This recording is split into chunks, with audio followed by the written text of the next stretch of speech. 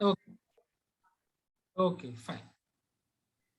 So C is false negative because they have the disease, but our new test is saying they are negative. And D is true negatives because they don't have the disease also, and our test is also giving a negative result. So performance measures of a diagnostic test, as we already said, they are sensitivity, specificity, positive predictive value, negative predictive value, and likelihood ratios. Fine. So in the big picture of validity, we have to know that this all comes under criterion value. There are so many other types of validities we discussed already. Now we are coming to criterion validity, that is accuracy of a lab test, and we are measuring that based on these 5 things: sensitivity, specificity, positive predictive value, negative predictive value, and likelihood ratios. So what is sensitivity? So sensitivity basically means how sensitive is our new test. And what does being sensitive mean? Being sensitive means if somebody is having the disease, as per the gold standard, the new test that we are applying should be able to pick them as people having the disease. That is, the new test should give a positive result when done in a group of patients who are actually having the disease. That is proportion of people with the disease who have a positive test. That is A plus C is the total number of people who are having the disease as per the gold standard. So new test is telling out of A plus C, A is having a positive result. Sensitivity is simply the proportion of A to the total of A plus C. That is among the total people who are having the disease, what is the number of people who obtained a positive result on our new test. Is it clear? A by A plus C.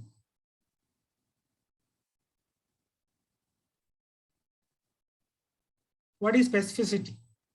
Specificity is the counterpart of sensitivity in this case. That is proportion of people without the disease who have a negative test. That is, in sensitivity, we are saying if they are having the disease, the test should say that they are positive.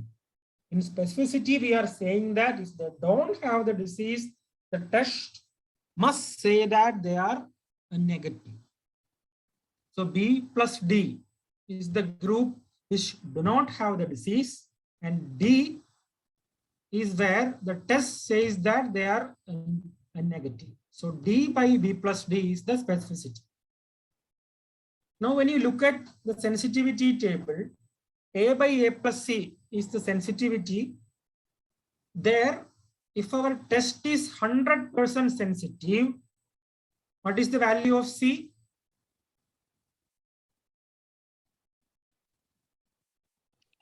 0, 0. 0. Very good. That is, if our test is 100% sensitive, C will be 0 because everybody who is having the disease will be picked up by our test as test positive, and all the people having the disease will go to A. Likewise, if our test is 100% specific, the value of B will be 0. That is, we will not be having any false positives. False positives will be 0. Because whoever is really negative, truly negative, will be picked as a negative by our test. Clear? So now, this is a scenario when we have the gold standard. We are comparing it with the gold standard and we are saying that this is the value we have. Now, think of a scenario. You are sitting in your OP. A patient is coming to you and you are ordering a test, the result of which comes as positive or negative. Okay, you are ordering a test and the result comes as positive or negative.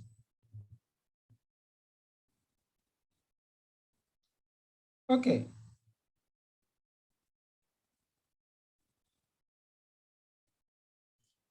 Now, as a doctor, what will you do? You get a positive result, you have to go by that. You have to say, okay, the result is positive, so I think you are having the disease. So there, what actually affects you is not the sensitivity or specificity, but the positive predictive value. That is, you are getting a positive result, and what is the proportion of people with a positive test to have the disease? Or among the people who are having the disease, you said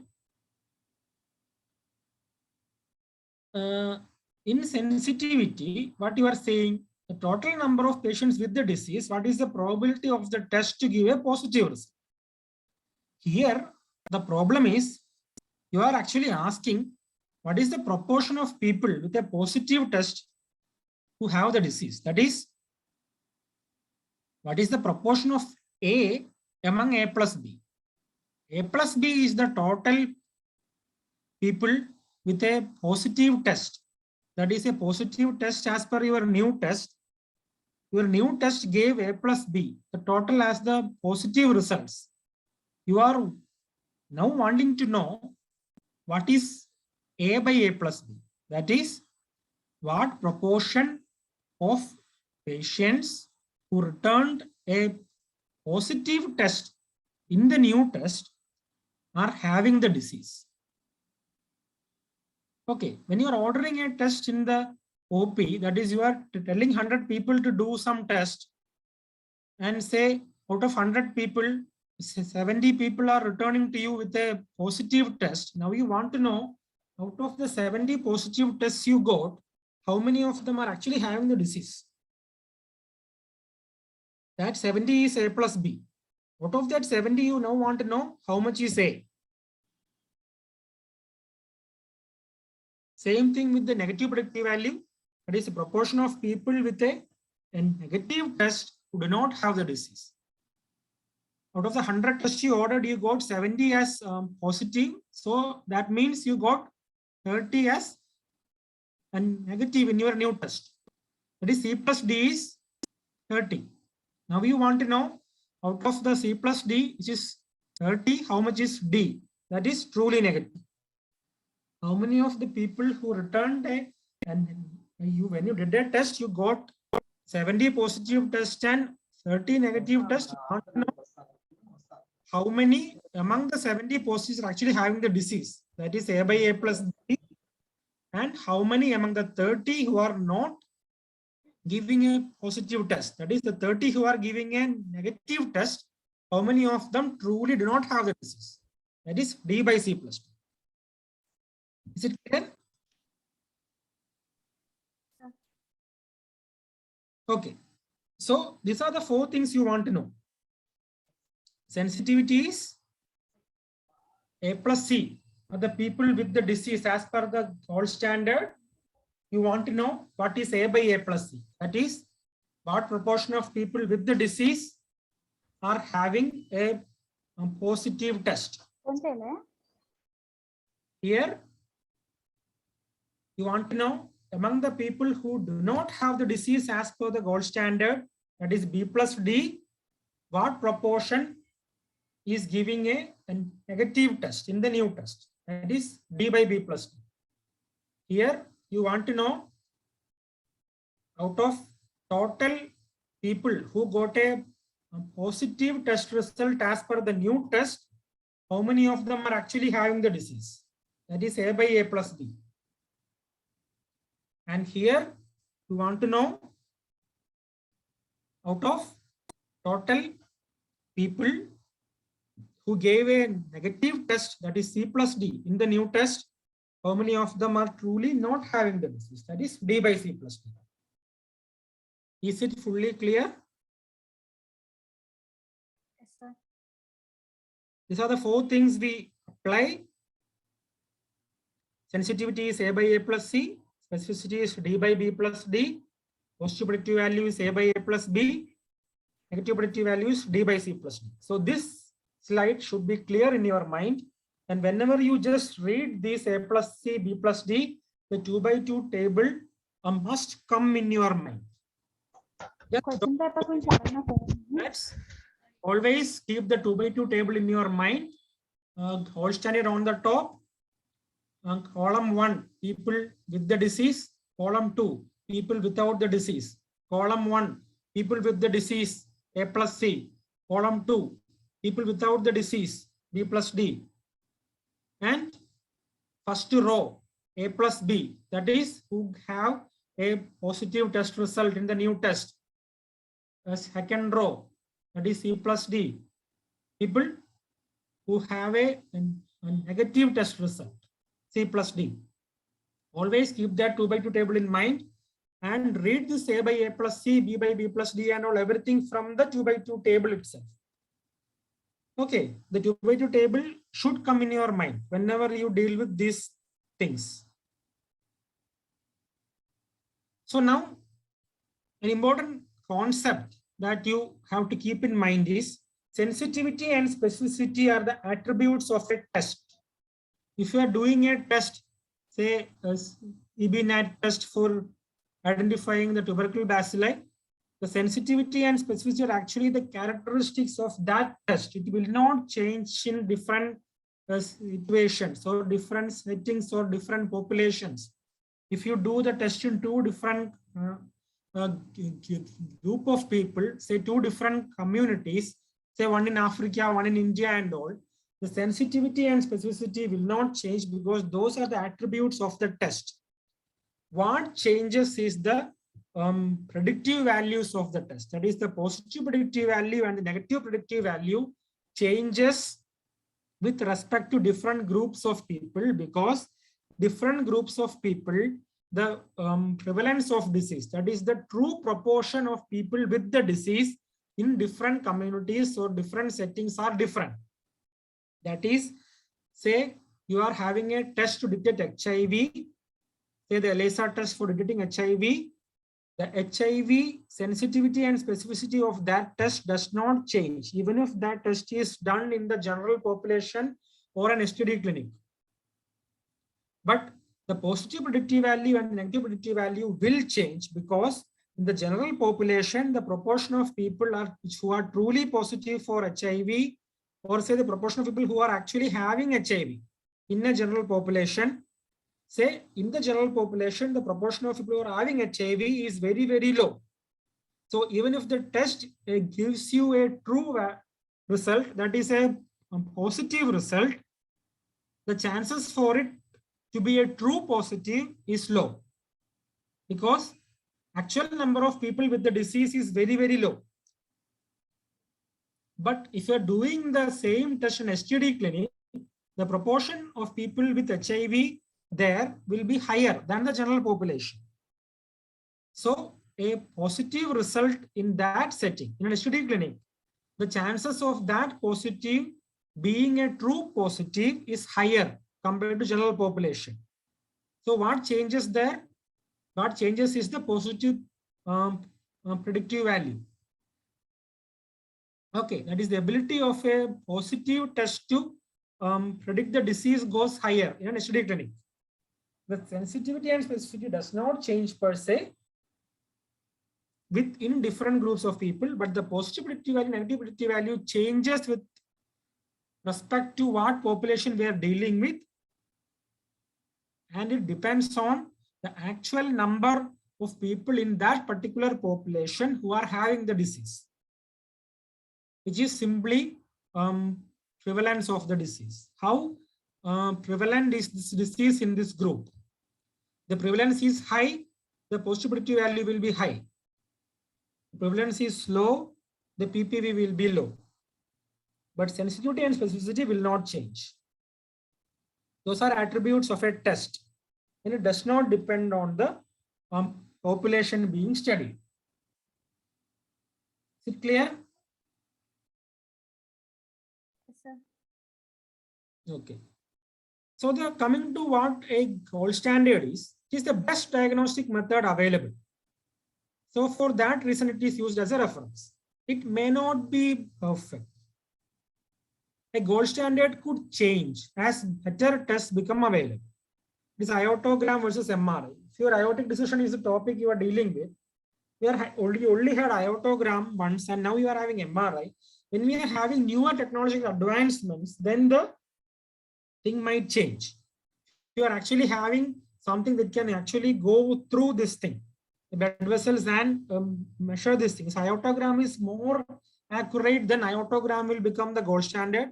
If MRI is more accurate, it will become the gold standard. If a newer test now comes and it replaces both iotogram and MRI, then that will become a gold standard.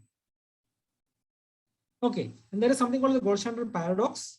It is, what is the gold standard measured against? The answer is nothing. We are going by the gold standard. Whatever gold standard says, we are depending on that. So if gold standard is not accurate, then whatever we are setting as gold standard is also not accurate. And the new test compared to the gold standard, if it is really a good test, then that doesn't mean it's a good test because gold standard itself is not good. Okay. So coming to a sensitivity specificity and how it is important and what is the trade-off that we are talking about. In the topic, in the title, we told about one trade-off, right?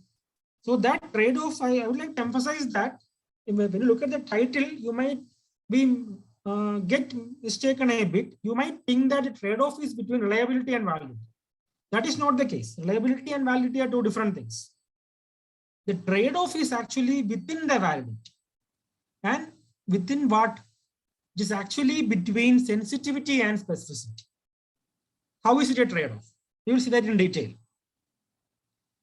See, the patients without the disease is represented by the red curve, and patients with disease are represented by the blue curve. What is this curve? This curve is based on the test results. Okay.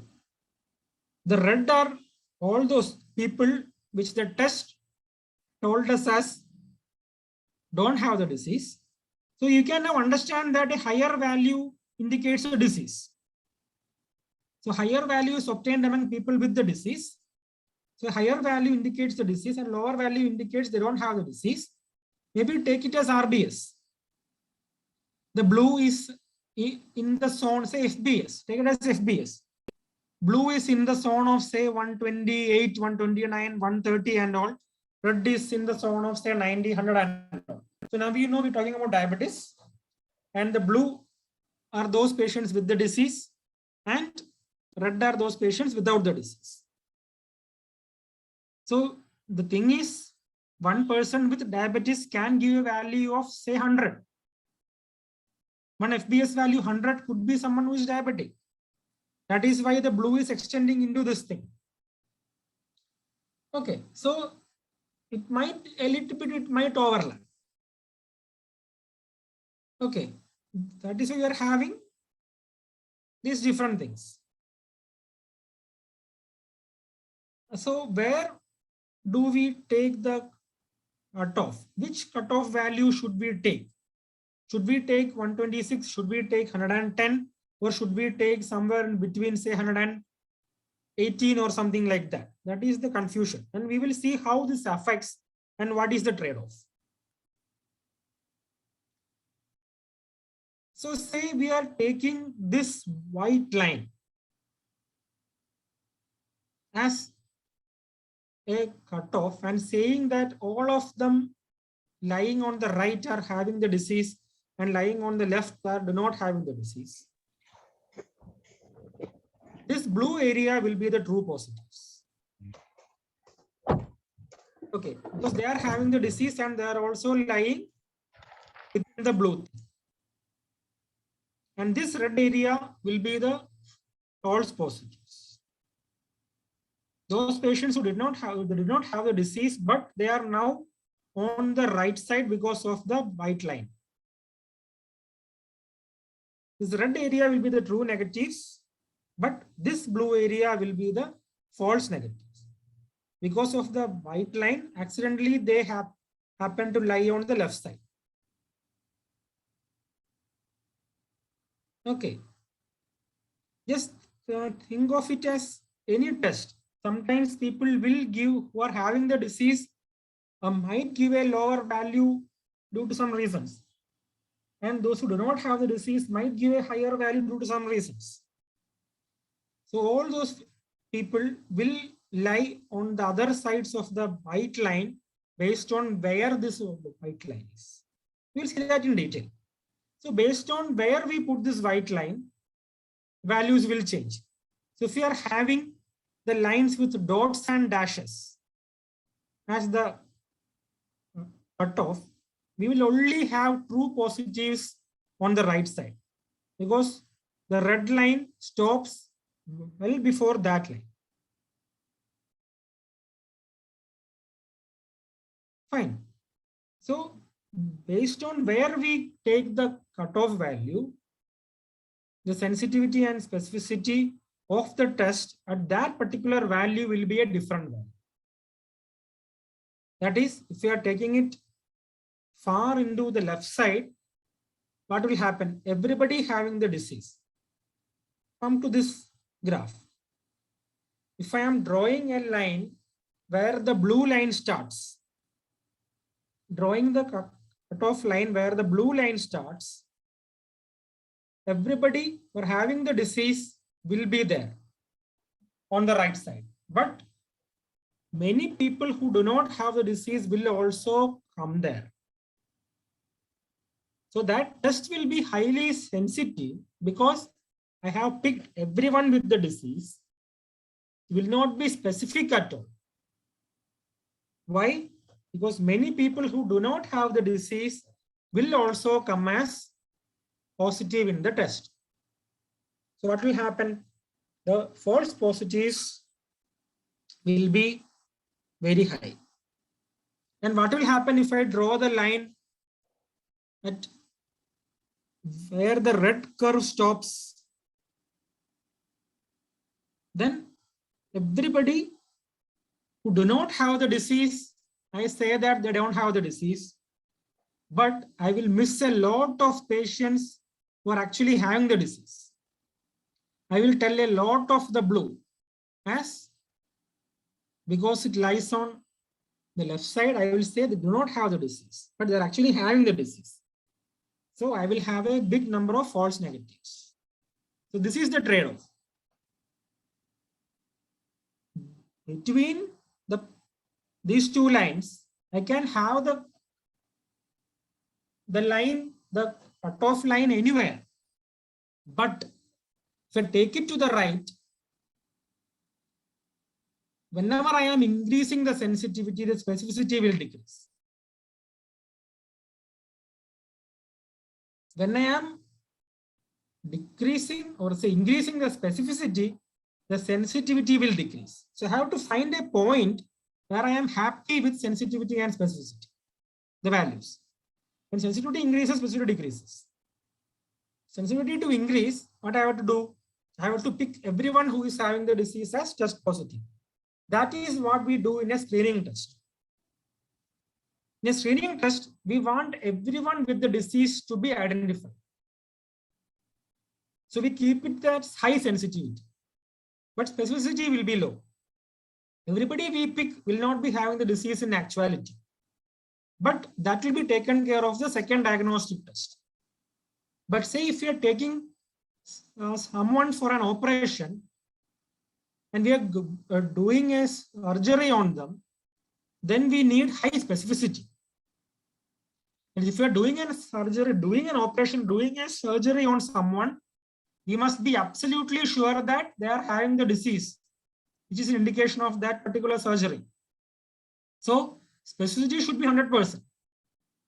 Sensitivity can be relaxed there. That is, even if you don't pick everyone who requires the surgery, that is okay, because we should only perform the surgery on those patients who requires the surgery 100%. You got it? So for 100% sensitivity, think of a screening test. For 100% specificity, think of a test which identifies people for, say, total hip replacement or total knee replacement. Fine, anybody who is taken up for total hip replacement must require that. It should be 100% specific. But anyone who is identified by a screening test as, say, somebody is having a disease. Okay, for example, if we are doing a screening test to identify diabetes, even if we pick a lot of false positives, it is okay, because we will be doing another test and we will be ruling out all those people who don't have the diabetes. But whenever we are ruling in someone for a surgery, we require a test that is very much specific. Is that clear? Yes, sir. Okay, so we look at this. Say there are 20 diabetics and 20 non-diabetics in the population. We are doing a test which detects low blood sugar and normal blood sugar and high blood sugar. Or say blood sugar value says high and low, just dichotomous. Okay, so this is how it will look when we do a test. 20 diabetes and 20 non-diabetes. So what will happen when we are keeping the cutoff value? We got very low values and high values here. Now we are going to keep a cutoff point. Okay, we are giving a cutoff point, say as a very low value. What will happen? We know 20 diabetes people patients are there and 20 non-diabetes people are there. That is people with diabetes and people without diabetes. If you are keeping the cutoff value as somewhere near the low blood sugar value, then out of the 20, 17 will be picked up as diabetics. What is the sensitivity here?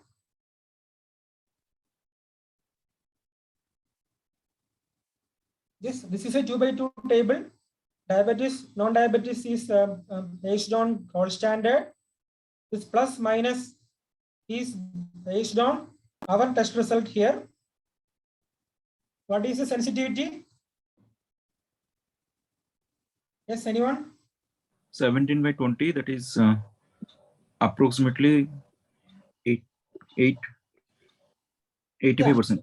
85%, exactly. 17 is A, 3 is C. So 17 by 20, that is A by A plus C, the sensitivity, it is 85%. What about specificity? Specificity is 6 by 20. That is what happens here when we are keeping the cutoff value as low. Many people who are not having diabetes were also missed. We got everybody with the diabetes here. That is almost everybody, 55% with the diabetes in our test as positive. But because the cutoff value was very low, many people who did not have diabetes also gave a positive result. So you look at this 14 here, that is the number of false positives. So specificity is 30% only. If we move this cutoff line higher up, this 3 will increase and this 14 will decrease. That is exactly the trade-off we are talking about. If we want to pick everyone with diabetes, then we might have to sacrifice on having some false positives.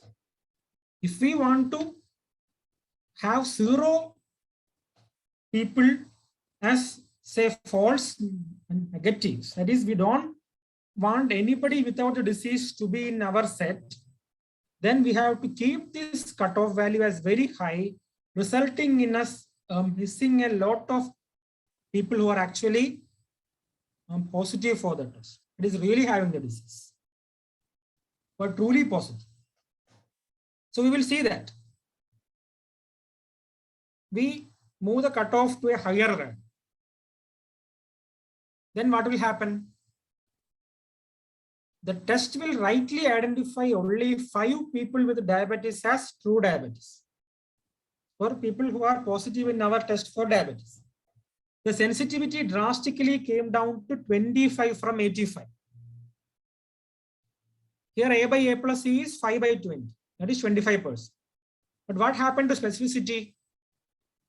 Because the cutoff was kept really high, now people who did not have diabetes, we identified them as a negative. That is, their specificity rose to 90%. So when sensitivity was 85, specificity was only 30. But when we tried to increase specificity by raising the bar, specificity got raised to 90, but sensitivity fell to 25. This is the trade-off. Do we trade specificity for some good sensitivity, or do we trade some good sensitivity for specificity? Which do we need? More sensitivity or more specificity? Is it clear?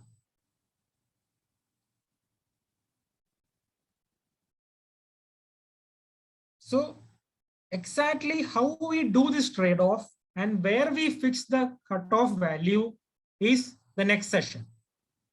That is ROC curve. That will be dealt with Dr. Biju George, and he'll be taking it from here. Okay. So the problem with this is, the big dilemma we are facing is, whenever I am drawing these columns, I am giving this total blue design for diabetes and this mesh design for non-diabetics, and writing low blood sugar, high blood sugar, diabetes, non-diabetes and all, it is very easy. In a typical population, there is no line separating the two groups and the subjects are mixed. This is the picture. You don't know who is diabetic, who is not diabetic. Okay, it's totally mixed. In a typical population, there is no line separating the two groups itself, and subjects are mixed. And worse, there is no color or label also. We only have some of 40 people in the general population who are giving some values as low or high. We have absolutely no way to identify whether they are true positive, false positive, true negative, or false negative. This is the real community scenario. Or see, even our OP scenario. You will get some results as positive and negative. Now we need to draw all these lines, columns, and we need to demarcate all these things. How do we do that? Based on the data we collect, based on the analysis, based on creating 2x2 tables, based on the ROC curve, the area under the ROC curve, based on likelihood ratios we calculate, sensitivity, specificity, prospective negativity value, all those analysis and all. Okay, so we might have to do a confirmatory test for them, which might be the gold standard, or another test when we are comparing two tests and again them against a gold standard. That is the real scenario we have to fight. The screening test using a high cut point will treat the bottom box as normal and will identify the 7 subjects above the line as having diabetes. Okay. So what? Is this a good screening test?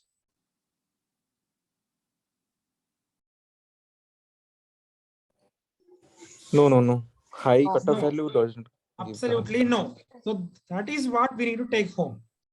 If you're talking about a screening test, this line should be here. That is towards the lower side. We need to pick up everyone who is having the disease as test positives. Also, all the false positives can be dealt with later using another diagnostic test. But we need to pick up everyone who's having the disease. We shouldn't miss anyone with the disease. So the cutoff value for a screening test must always be on the lower side. This is ideal for selecting subjects for a total hip replacement. Right. That is, it should be specific, it should be 100% in that case. We must be absolutely sure that every single patient who is a candidate of THR is having the indication for a THR without any doubt. Is it clear?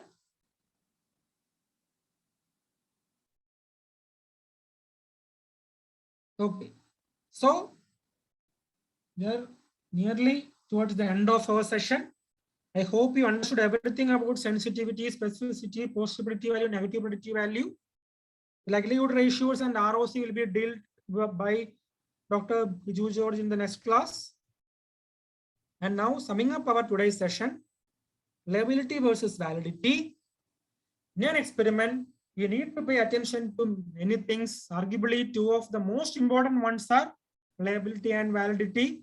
The experiment needs to be both reliable and valid in order for it to make sense and provide you with quality results. So what is reliability? Extent to which the outcomes are consistent when the experiment is repeated more than once. What is validity? Extent to which the instruments that are used in the experiment measure exactly what you want them to measure. That is accuracy, and it is the validity that we are dealing with for the diagnostic tests is the criterion validity. In criterion validity, the four things that we use to measure this are sensitivity, specificity, positive predictive value, and negative predictive value. One more thing we are about to discuss in the next class is the likelihood ratios. So if you are asked about the difference between both these things, what does it tell you? What does reliability tell you? Reliability tells you the extent to which the results can be reproduced when the research is repeated under the same conditions. Validity tells you the extent to which the results really measure what they are supposed to measure. How is it assessed? Reliability by checking the consistency of results across time, across different observers, and across parts of the test itself. How about validity? How is it assessed? By checking how well the results correspond to established theories and other measures of the same concept. In our case, like a gold standard. How do they relate? A reliable measurement is not always valid. The results might be reproducible, but they are not necessarily correct or accurate. About validity, a valid measurement is generally reliable. If a test produces accurate results, they should be reproducible. That is the relationship of validity with reliability. Theoretically, we said a valid test cannot be not much reliable. Scenario is there theoretically, but practically a valid measurement is generally reliable. If a test produces accurate results, it is always reproducible, and it will reproduce the results again. So now we know that validity is a stronger measurement compared to both, and validity tells you a lot, much more about these things. And a valid measurement is generally reliable. So you have to totally focus on the internal validity, and reliability and repeatability is largely based on the type of test that you are using. And when you do repeated measurements, you can very well easily know whether it is reliable or repeatable. If you are getting the same results that is around the true value, now you can say that the test is valid as well as reliable. And how do we measure reliability? Keep in mind intra-class correlation, Cronbach's alpha, and the kappa statistics for the three different scenarios. Okay, these are my references. The Cosmin study, Sousa et al. Paper, the Business Award Broadway, John Hopkins Bloomberg School of Public Health, Oxford Textbook of Global Public Health, and some slides from Dr. A.P. Aravindan sir. Express my courtesy to all these references I am having, and thank you. So now the session is open for discussion. You can ask me all your doubts, anything and everything.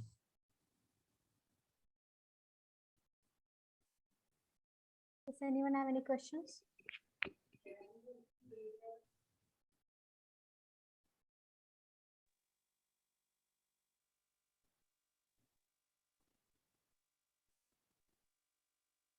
If you don't have any questions, shall I ask some questions to you? So it is also a trade-off now. Which do you want? You asking me questions or me asking you questions?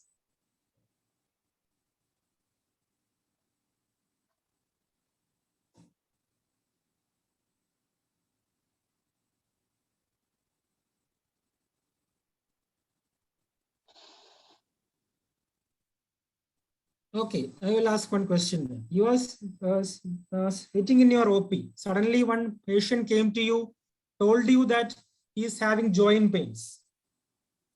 So you did one use first packet of MCTD, use send for ANA. The ANA result came as positive. Now you are having a doubt whether this patient is actually having the disease. What attribute am I talking about? Sensitivity, specificity, positive predictive value, and negative predictive value, ABCD. So the choice is ABCD, not the 2x2 table ABCD. Okay. What is the answer? C. C, which is? C. No. And the answer is? Positive predictive value. Positive predictive value. Very good. So I taught you well, right? Okay, I'm happy. So then another question. You are having a screening test for you are the MO of a PHC and you have been invited by the local self-government there to identify adolescent girls having anemia. So they told you they are using a new device which gives the hemoglobin values, and they told you that the values are ranging between say 3 and 12 and all. And then by different definitions and all, they are like, should we fix the cutoff at 10? Should we fix the cutoff at 8? Should we fix the cutoff at 6? Should we fix the cutoff at 9 and all? Discussion is going on like this. Okay. So, based on your knowledge from this class, would you go for a high cutoff or a low cutoff?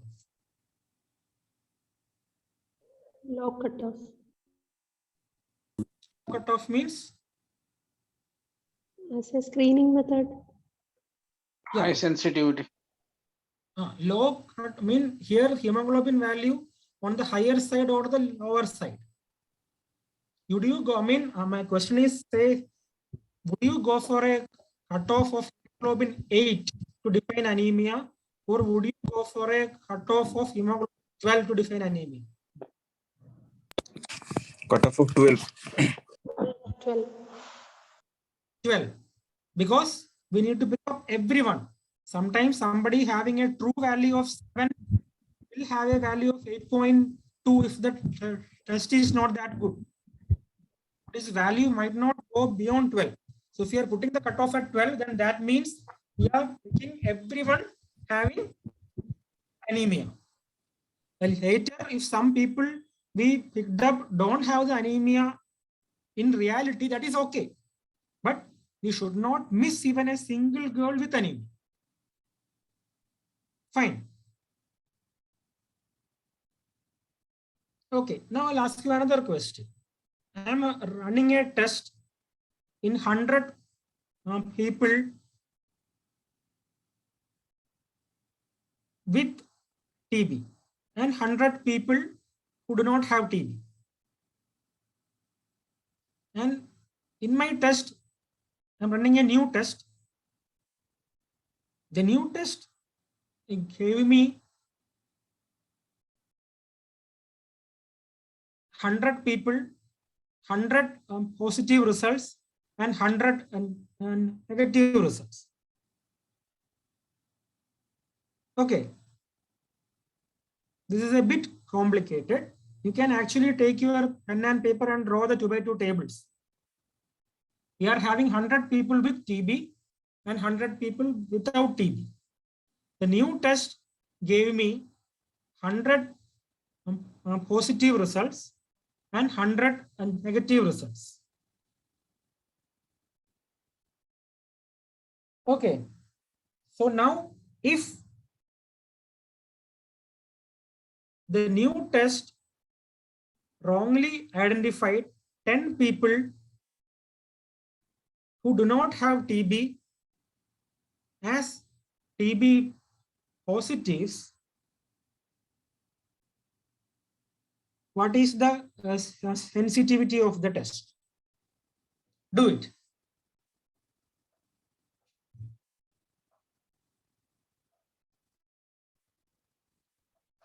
You have to be really careful. It's a bit twisted.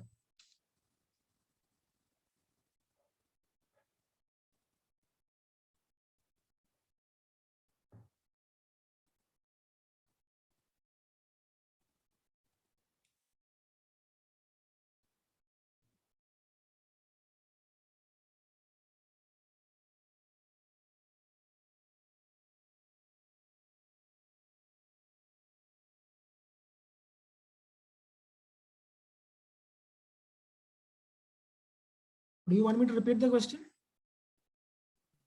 Yes, sir. Yes, the scenario is we are having 100 people with TB and 100 people who do not have TB. So I got a new test, says EBNAT test is being developed. We got a new TrueNAT test that we are going to apply. And this TrueNAT test, when I did this TrueNAT test on these 200 people, the TrueNAT test gave me 100 positive results and 100 negative results. Later I did liquid culture and I came to know that the TrueNAT has been false positive in case of 10 people. So my question is, what is the sensitivity of TrueNAT test that I am using now?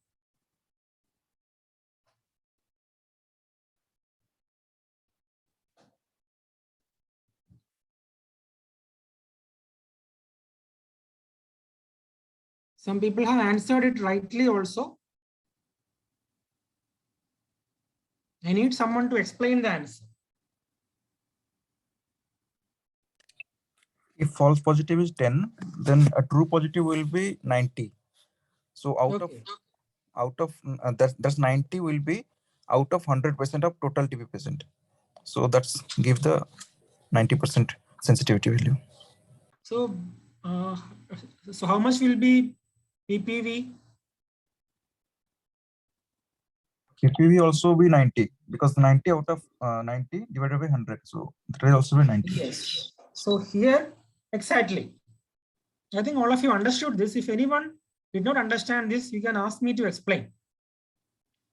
Okay, I'll explain once. This is a scenario where actually we will think, okay, there are 100 patients who are having TB and my test also gave 100 positive results. So sensitivity is 100. Specificity is also 100. We can think like that when we start. But we have a clue here which says that 10 were actually false positives. So the first thing you need to draw is 2 by 2 table. And you know A plus C is 100, put 100 there. B plus D is 100, put 100 there. We also know A plus B is 100 because we have 100 positive results, put 100 there. And you also know C plus D is 100, put 100 there. So now we have the 2 row totals and 2 column totals as 100. Now we know the cell B, which is false positives. It is having a positive test result, but do not have the disease, is 10.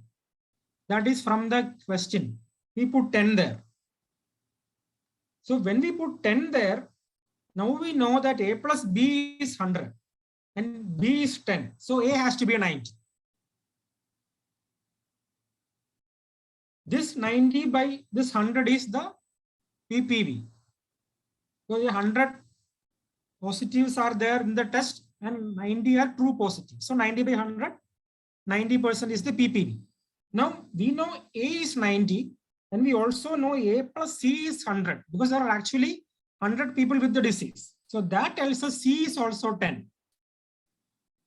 Sensitivity is A by A plus C, that is 90 by 90 plus 10, that is 90 by 100, which is 90%. How much is specificity? 90% specificity. Specificity is also 90 because D is 90 and B plus D is 100. What about NPV? 90%. Yeah. True negative. Yes. So always when you get similar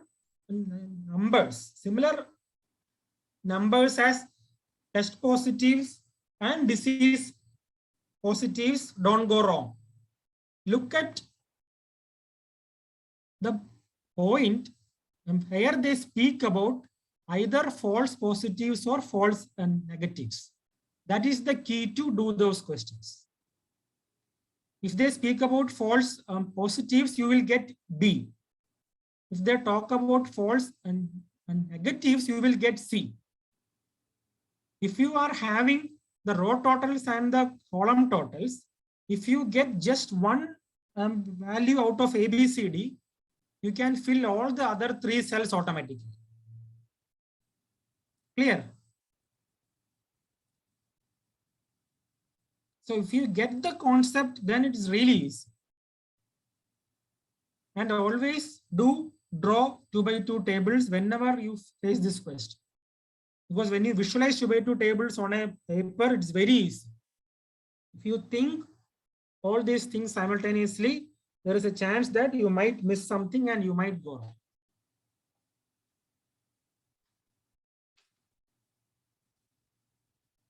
Okay. Any other questions? So we always say when there are no doubts or no questions, that means 2 things. One is the class was very good and you understood everything. Second is you did not understand anything and you are not even able to ask some doubts. Which is it? What you said first was correct, sir. The class was extremely good, sir. It was a really wonderful session. I hope so. You simplified all the me- terms which seemed very difficult for us. Okay, so if there are no more doubts, we can call it a day. Okay, sir. And I'm sure that audience will request more classes from you. We hope that you'll come for the next session as well. Yeah, sure, I am available and I love taking classes because it's like this is the thing that makes me happy, really. When you understand something, when you try to make someone else understand it, it really makes me happy. And I actually am telling this and not for me, but for all of you. You have to teach others. All these things, go home, read again, make it clear in your minds and you teach others because teaching is the best way to learn. When you explain sensitivity specificity to someone else, you can understand whether you have understood this or not. And if you have any doubts there, feel free to ring me up anytime. I'm okay to share my number with all of you. It is 98954 26008. You can also ask the organizers for my number if you haven't taken out down now. I'm okay if you share my number with all these students. If you have any doubts, you can call me or WhatsApp me anytime. If you ring me and I don't pick up, don't feel bad. I might be busy. Just send me a message in WhatsApp. I will reply when I am free. Okay, so go home, teach, and always learn through teaching. When you learn something through teaching, it stays there. Thank you so much, sir. Very nice session. Sir, PhD എഴുതിയായിരുന്നോ സാറിന് ഏതോ rank ഉണ്ട് result വന്നോ നോക്കിയില്ല വന്നു okay congrats sir expecting advance session from you okay fine thank you Sir, congrats, sir. It's very good to hear at this moment, at this time, sir. Congrats. Okay, my pleasure. Thank you, sir, for being a guest in this webinar series. And thank you, everyone, for joining us here. A gentle reminder for the next topic, which will be on predictive value versus likelihood ratio by Dr. Biju George, Associate Professor, Department of Community Medicine, Government Medical College, Calicut, on 19th November at 2 p.m. Your feedbacks are valuable, so kindly fill the forms that are sent in the comment box. See you all next week. We wish you all an enjoyable weekend. Thank you. Okay.